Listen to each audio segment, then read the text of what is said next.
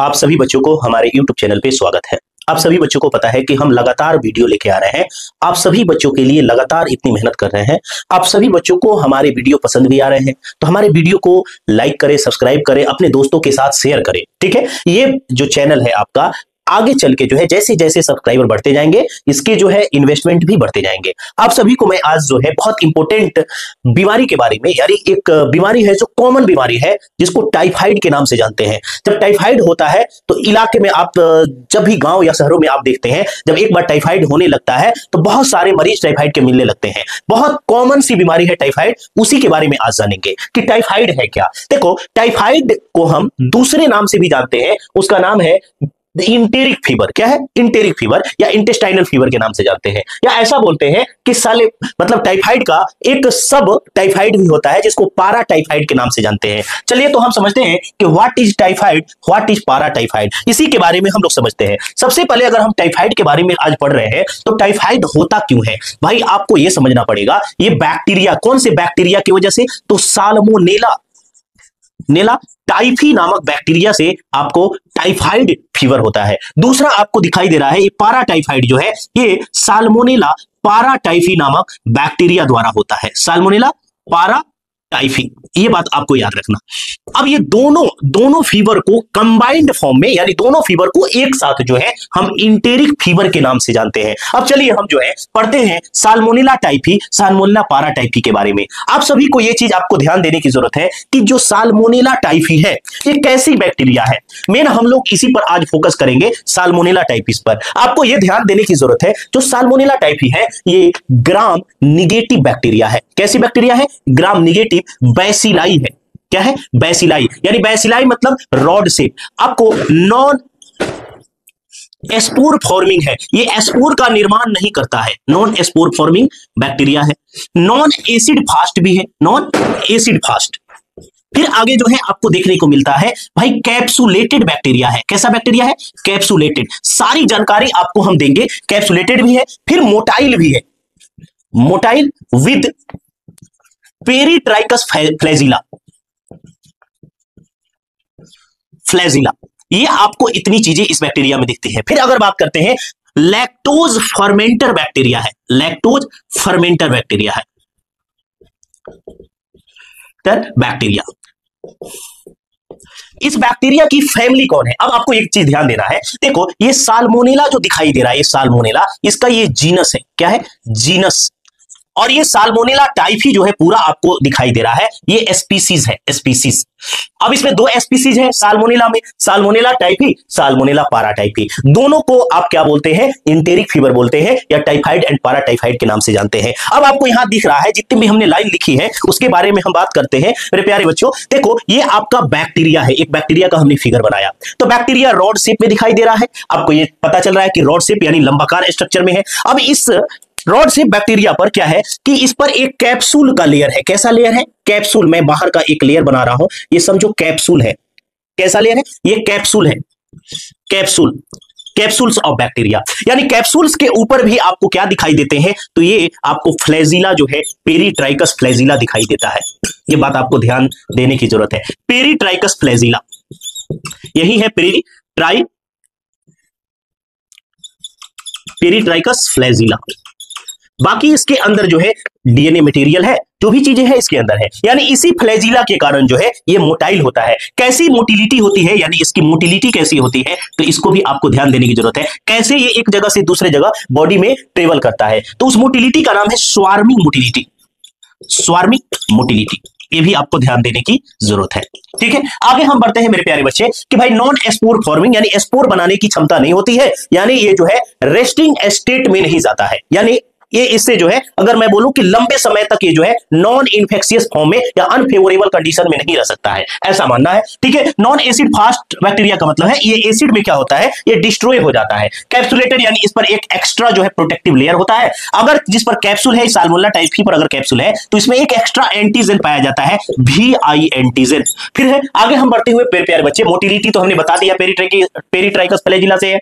ये सारी बातें ग्राम निगेटिव बैसिलाई है। एक चीज और आपको बताना है, इस बैक्टीरिया की फैमिली क्या है। फैमिली बहुत इंपॉर्टेंट हो जाती है, किस फैमिली की बैक्टीरिया है। तो आपको यह जानना होगा कि इंटेरोबैक्टीरियेसियाई, इंटेरो बैक्टीरियाई।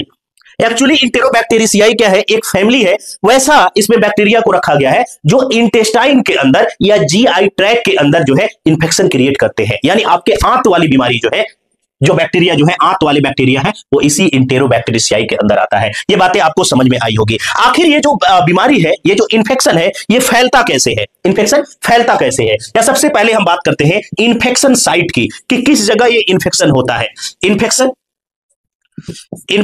साइट के बारे में, किस जगह ये बॉडी में इन्फेक्शन होता है, तो याद रखो मेनली इसका है इंटेस्टाइन।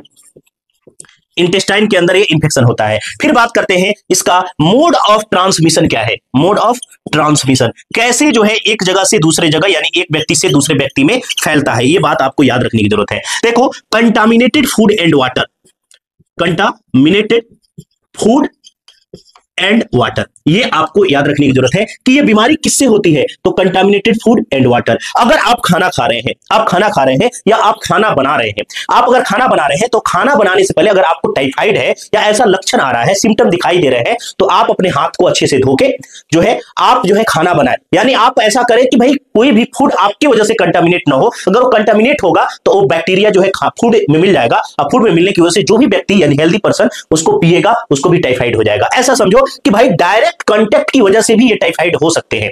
एक्चुअली मेन जो है ये contaminated food and water, intestine का बैक्टीरिया है, तो ये कहां आगे अगर मैं बोलूं कि कैसे इन्फेक्शन हो सकता है, तो एस्टूल के माध्यम से, एस्टूल जो होगा, एस्टूल में बैक्टीरिया आएगा, और एस्टूल को कोई भी अगर पार्टिकल जो है हैंड में रह जाता है और उसके वजह से वो फूड में चला जाता है, तो वहां से, तो ये अगर बीमारी जब फैल रही है किसी शहर में, तो उससे बचने के उपाय यही है, उस समय आप जो है बाहर का खाना पीना कम कर दे, और जो भी खाना खाए ताजा खाए, और खाने से पहले हाथ धोए, हैंड हाइजीन का जो है आप लोग प्रयोग करें। फिर आगे हम बढ़ते हैं भाई, मोड ऑफ ट्रांसमिशन हमने समझ लिया कि मोड ऑफ ट्रांसमिशन क्या है। आगे हम लोग पढ़ते हैं मेरे प्यारे बच्चे, मोड ऑफ ट्रांसमिशन तो पढ़ लिए। पैथोजेनेसिस एक बहुत बड़ी चीज होती है।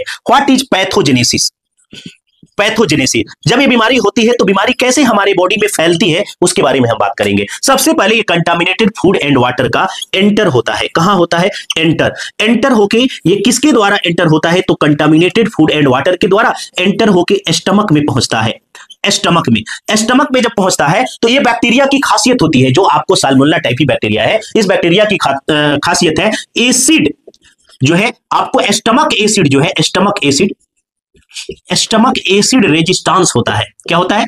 स्टमक एसिड रेजिस्टेंस, यानी आपका स्टमक में जो एसिड है वो इस पर काम नहीं करेगा, इसको डिस्ट्रॉय नहीं कर पाएगा इस बैक्टीरिया को। किसको? साल्मोनेला टाइफी को। एंटर करता है किसके द्वारा, किसके through? Contaminated food and water के। स्टमक में पहुंचता है, स्टमक के बाद जो है ये आगे जो है इंटेस्टाइन में पहुंचता है। जब इंटेस्टाइन में ये पहुंच जाता है, इंटेस्टाइन में पहुंचता है तो इंटेस्टाइन को इन्वेड करता है, यानी इंटेस्टाइन को छेद करके जो है ये इंटेस्टाइनल म्यूकोसा में पहुंच जाता है। कहां पहुंचता है? Intestinal mucosa. इंटेस्टाइनल म्यूकोसा क्या है? तो हमारे आंत का यानी जीआई ट्रैक्ट का फर्स्ट लेयर है, इनसाइड से, अंदर से फर्स्ट लेयर को हम इंटेस्टाइनल म्यूकोसा बोलते हैं। इंटेस्टाइनल म्यूकोसा में पहुंचता है, फिर जो है यहां आगे मतलब ग्रोथ करता है। ग्रोथ करने के बाद ये कहां पहुंचता है? तो ब्लड में पहुंचता है, यानी ब्लड के अंदर आपको यहां दिखाई देता है। जब ब्लड में पहुंच जाता है तो इसको हम क्या बोलते हैं? बैक्टीरियमिया। अब ये इन्फेक्शन हो गया है, अब ये बैक्टीरियमिया जब हो गया यानी ब्लड में जब पहुंच गया, ब्लड में पहुंचने के बाद ये अलग अलग ऑर्गन में पहुंचता है। आपके स्प्लीन में भी ये चला जाता है, फिर जो है आपके बोन मैरो में भी चला जाता है, बोन मैरो, फिर आपको जो है यहां जो है और भी ऑर्गन जैसे लीवर में भी ये पहुंच जाता है और आपको नुकसान पहुंचाता है हायर लेवल पे। इंटेस्टाइन तक है, इंटेस्टाइन में पहुंचा हुआ है तो आपको फीवर आना स्टार्ट हो गया, सिम्टम आना स्टार्ट हो गया। अब ये जो है ये क्या है? कॉम्प्लिकेटेड डिजीज बन रहा है। कॉम्प्लिकेटेड यानी आपको जो है लाइफ थ्रेटनिंग कंडीशन यानी जानलेवा बीमारी की तरफ जा रहा है। जब स्प्लीन में, बोन मैरो में, लीवर में, ब्लड में पहुंच जाता है तो समझो जानलेवा की तरफ जा रहा है। इंटेस्टाइन में है तब तक ठीक है। पैथोजेनेसिस आपको समझ में आया होगा कि पैथोजेनेसिस क्या होता है, कैसे बीमारी फैल रही है। फिर हम आगे बढ़ते हैं मेरे प्यारे बच्चे, आगे बढ़ते हैं। क्या हम पढ़ेंगे आगे बढ़ के? थोड़ा सा ध्यान ये देना है आपको कि इसके साइन एंड सिम्टम क्या आएंगे। साइन एंड सिम्टम के बारे में हम बात कर लेते हैं। जब ये बीमारी हो जाएगी तो साइन एंड सिम्टम बहुत जरूरी है जानना। आपको पता नहीं चल पाता है साइन एंड सिम्टम क्या है। ऐसा समझ लो कि आपको फीवर आएगा। कैसा फीवर होगा? फीवर जो है ग्रेजुअली राइज होगा, यानी राइज होना धीरे धीरे। अगर मान लो 99 डिग्री सेल्सियस आपका टेम्परेचर है, 100 degree Celsius, 101 degree Celsius, 102 degree Celsius, 103 degree Celsius, फिर राइज होके फिर जो है डाउन आएगा, ऐसा होगा। इसको हम बोलते हैं यानी साइन एंड सिम्टम में स्टेप लैडर फीवर। क्या बोलते हैं? स्टेप लैडर फीवर, यानी ऐसा आपका सिस्टम आएगा। स्टेप लैडर फीवर मतलब धीरे धीरे स्टैंडर फॉर्म में बढ़ रहा है, बढ़ने के बाद फिर कम हो रहा है, ऐसा। और ये फीवर जब रहेगा, हो सकता है कभी कभी लो ग्रेड फीवर रहे, जरूरी नहीं कि हाई ग्रेड फीवर है। इसके साथ इसमें दिक्कत क्या होती है कि भाई ये इंटेस्टाइन का बीमारी है, तो इंटेस्टाइनल प्रॉब्लम तो जरूर होगा, ये बात याद रखो, इंटेस्टाइन में होने वाली बीमारी है। तो इंटेस्टाइनल म्यूकोसा में पियर्स पैचेज दिखाई देते हैं, पियर्स पैचेज दिखाई देते हैं, ये बात आपको याद रखने की जरूरत है। स्टेप लैडर फीवर हमने बोल दिया। फिर आगे बढ़ते हैं, इसमें देखो कॉन्स्टिपेशन जरूरी हो जाता है। कॉन्स्टिपेशन यानी कब्ज की बीमारी या डायरिया भी आपको हो जाता है। डायरिया यानी पेट की बीमारी, ये दोनों क्या है, पेट की बीमारी है। इंटेस्टाइन मतलब डाइजेस्टिव सिस्टम की बीमारी है। इंटेस्टाइन इन्फेक्शन साइट है तो डाइजेस्टिव सिस्टम की बीमारी भी आपको आ रहा है, कॉन्स्टिपेशन हो जाएगा। हो सकता है कॉन्स्टिपेशन ना हो तो डायरिया हो जाएगा, या ये भी ना हो तो हो सकता है कि आपको नोजिया एंड वोमिटिंग हो। क्या हो? Nausea and vomiting. नोजिया मतलब क्या होता है? नोजिया मतलब ये होता है कि उल्टी जैसा मिजाज होना। वोमिटिंग मतलब होता है कि वोमिटिंग हो जाना, यानी रिफ्लक्स एक्शन द्वारा जो पेट स्टमक में जो चीजें हैं वो रिवर्स एक्शन द्वारा माउथ से बाहर निकलना, यही कहलाता है वोमिटिंग। नोजिया यानी उसके जैसा फील होना। ये आपको इतनी चीजें समझ में आई। आपको एक और चीज समझने की जरूरत है टाइफाइड फीवर के बारे में, कि टाइफाइड फीवर इतना इंपॉर्टेंट क्यों है। क्योंकि जो है, जब ये टाइफाइड होना शुरू होता है तो परिवार में एक आदमी को होता है, होते होते परिवार का दूसरा आदमी बीमार पड़ जाता है, यानी ये जो है फैलने वाली बीमारी है। कैसे फैलती है? तो भाई contaminated food and water. Contaminated food and water में यानी जो खाना बनाता है घर में या जो खाना देता है घर में, वो जो है अपनी साफ सफाई का ध्यान रखे, या तीसरा जो खाना खाता है घर में या पानी पीता है घर में, इससे जो फैलने वाली बीमारी है, ये आपको ध्यान देने की जरूरत है। आपको एक और चीज, जब ये बीमारी हो जाए, साइन एंड सिम्टम मैच खा रहे हैं, तो इसका लैब डायग्नोसिस क्या होता है, ये इंपॉर्टेंट चीज है। लैब डायग्नोसिस, कि भाई लैब डायग्नोसिस क्या होते हैं, लैब डायग्नोसिस कैसे करते हैं। तो लैब डायग्नोसिस में एक बहुत ही इंपॉर्टेंट टेस्ट होता है, विडाल टेस्ट। क्या होता है? Widal test. अब इस विडाल टेस्ट के बारे में हम लोग जो है अलग से एक लेक्चर बना के पढ़ेंगे कि विडाल टेस्ट कैसे करते हैं, विडाल टेस्ट में कौन कौन से पैरामीटर होते हैं, विडाल टेस्ट को कब पॉजिटिव माना जाता है, कब कौन सी दवाएं चलती है, कब जो है ये ज्यादा सीवियर माना जाता है, कब लो माना जाता है, ये सारी चीजें हम विडाल टेस्ट में करते हैं। विडाल टेस्ट करने के लिए जो है समय पीरियड क्या होना चाहिए, ये बात याद रखना। एक और चीज आपको समझना पड़ेगा, इसमें इतनी सारी चीजें हम लोग समझे, एक और ध्यान देने वाली बात यह है कि देखो कोई भी बीमारी होती है, जो बीमारी है टाइफाइड फीवर, इसका एक इंक्यूबेशन पीरियड होता है। कौन सा पीरियड? Incubation period. ये ध्यान देने की जरूरत है। इंक्यूबेशन पीरियड में क्या होता है, वैसा समय जिसमें कोई पैथोजन या पॉजिटिव एजेंट या इंफेक्शियस एजेंट बॉडी में एंटर करते हैं। एंटर करने के समय से लेकर जो पहला साइन एंड सिम्टम आता है, उस समय के पीरियड को, समय को हम इंक्यूबेशन पीरियड बोलते हैं। तो टाइफाइड फीवर का इंक्यूबेशन पीरियड 7 से 14 डेज होते हैं, यानी जब आपको ये इंफेक्शन हुआ, सिम्टम आने में 7 से 14 दिन लग सकते हैं। उस समय आपको नहीं पता चल पाएगा 7 दिन के पहले कि भाई आपको टाइफाइड हुआ है कि नहीं हुआ है, यानी इंफेक्शन आने में 7 से 14 दिन लगते हैं, ये एवरेज मात्रा होती है। तो चलिए नेक्स्ट क्लास में हम आप लोगों को लैब टेस्ट के बारे में बात करेंगे कि विडाल टेस्ट क्या होता है। चलिए, तो अगर आपको हमारा लेक्चर पसंद आ रहा है तो आप हमारे लेक्चर को लाइक करें, सब्सक्राइब करें, शेयर करें। आपका लाइक, सब्सक्राइब, शेयर हमारे लिए मोटिवेशन है। चलिए ठीक है, धन्यवाद।